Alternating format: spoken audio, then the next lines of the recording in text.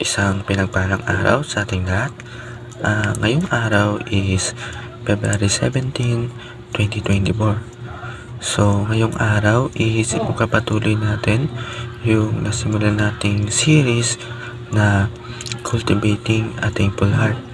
So, kailangan yung puso natin is mapagpasalamat dun sa mga blessing, sa mga nakukuha natin na galing sa Diyos, na galing sa Panginoon, sa lahat ng mga natatanggap natin. Kailangan ma-cultivate natin yung puso natin na sa lahat ng mga nakuha natin blessing, sa lahat ng kahit ano na kahit hindi natin to inaasahan, kahit hindi ito yung gusto natin or gusto man natin, kailangan ipagpasalamat natin to sa Panginoon. So, sa Bible verse na ating tatalakayin ngayong araw, ayun ay is Hebrew chapter 12 verse 28. Ang sabi dito is, "Therefore, since we are receiving a kingdom that cannot be shaken, let us be thankful and so worship God acceptably with reverence and awe."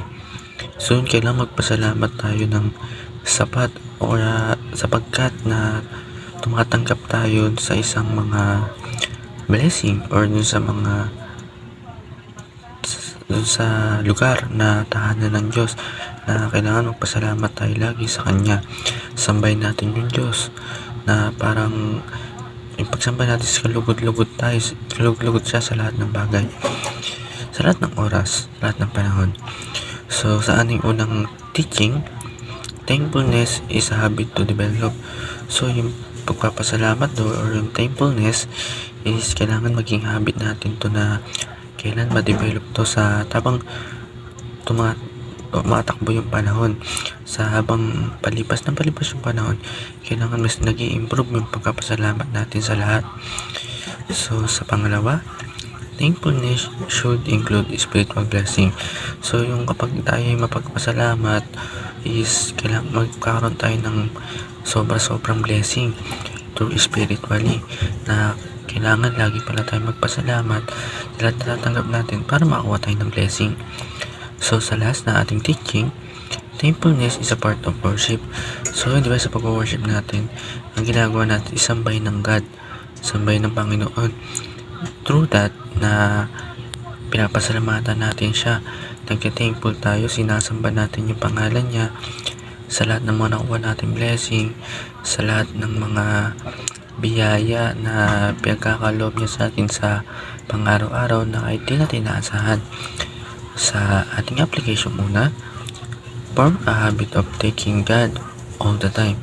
Yun, mag-form tayo ng habit natin kung para papasalamat sa ating Panginoon.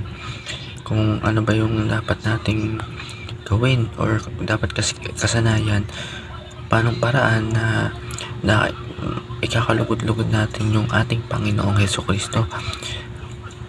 Sa pangalawa, thank God for spiritual blessing. Yung pagpasalamatan natin natin yung Panginoon para dun sa mga spiritual blessing na pinagkaloob niya sa atin, sa mga biyaya, sa lahat-lahat ng mga blessing. So, sa last, start each day through prayer, praise, and thanksgiving. So, yun, pagkagising pa lang ng umaga, kailangan ang una nating hawakan is yung Bible, or kailangan magdasal tayo, magpasalamat, hindi yung phone muna or mag-chat tayo sa mga messenger, ganun. Yun, kailangan lagi natin siya paglingkuran, sambahin natin siya, at kailangan especially is sa lahat ng mga ginagawa natin, sa pag-praise, sa worship, sa pagising, is yun nga, pagsalamatan natin siya ng lubos-lubos ng biyaya niya.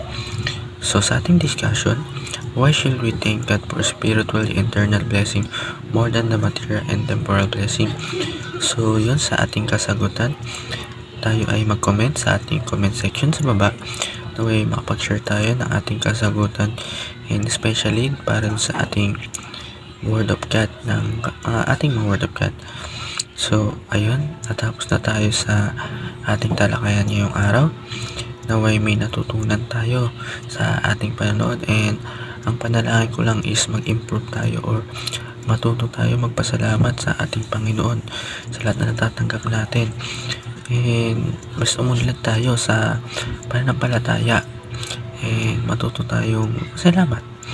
So, ayun lang po. Maraming salamat sa panonood sa ating video and God bless to all.